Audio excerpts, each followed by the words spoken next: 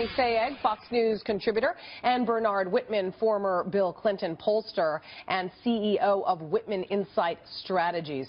Boy, is this getting interesting. I mean, the Pope and Donald Trump. I mean, who knew that these two would get into it, especially right ahead of the South Carolina. I mean, you can't pick a worse time, actually, to have somebody calling you out as not being a strong enough Christian right before, South Carolina. Tony, is this going to have any play there? Possibly true, Julie. You're better off with the odds you have in a Vegas house and winning there versus trying to predict if Donald Trump gets hurt by these types of battles. I will say Blake's point is the most important that he closed with, which is when you have such a large group, and you're alluding to this in your point about South Carolina, of Christian voters in these states that are coming up right now. Super Tuesday has a whole lot of these southern states. Is this a battle Donald Trump necessarily wants to fight? It won't hurt him with the 35% of people we know already support him. We see from the data time and time again, this is an almost immovable block.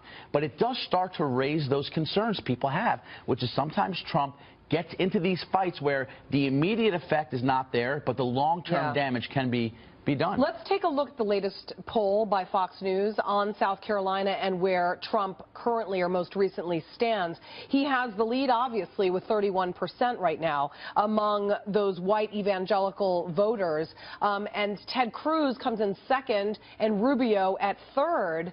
Now, Ted Cruz was sort of the one that most thought would have the kind of Christian backing in South Carolina. What happened with Cruz? I mean, why is it, Bernard, that Ted Cruz is not getting those votes when he is a profound Christian, as everybody refers to him as? I think he got trumped. I mean, there's no question that Donald Trump's attacks over and over and over on Ted Cruz and Rubio's follow-on attacks on Ted Cruz basically suggesting that he's a liar, he's dishonest, he can't be trusted. His campaign practices sort of underscore the fact that this guy is not someone that is nice, you can really get along with, have really hurt him. And I think that, to go back to the issue of the Pope, I think the near-term impact, as Tony suggests, is going to be fairly minimal, because we have to remember, in South Carolina, 60% evangelicals, only about 7 or 8% of the state are Catholics. And from what I gather, evangelicals have a bit of a different take on Christianity than the Pope does.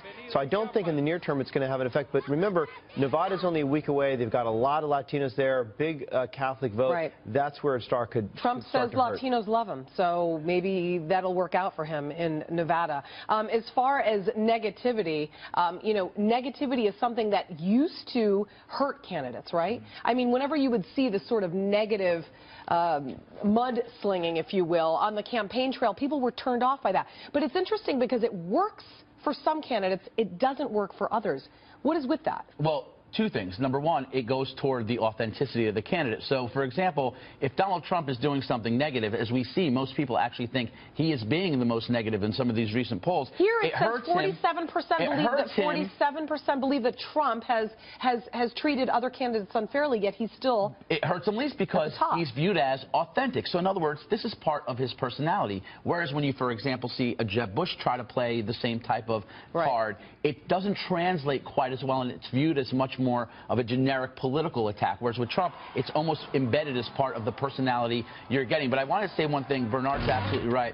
The long-term impact on the Catholic vote, which we know is essential, particularly in the general election, particularly as this campaign moves to Pennsylvania and the Rust Belt, I don't think we can necessarily assess at this point, but Donald Trump is picking a whole lot of fights with people he doesn't need to be picking fights with. Bernard, real quick, I'll give you the final word. You know, I think that it shows Donald Trump can just about do and say anything. His base doesn't seem to care, and it's sort of amazing because here's a guy who basically has proposed $15 trillion in additional government spending, and his supporters that rail against the government don't seem to mind. All right. Tony Sayegh, Bernard Whitman, thank you both for coming in. Thank you, Julie. Thanks, Julie.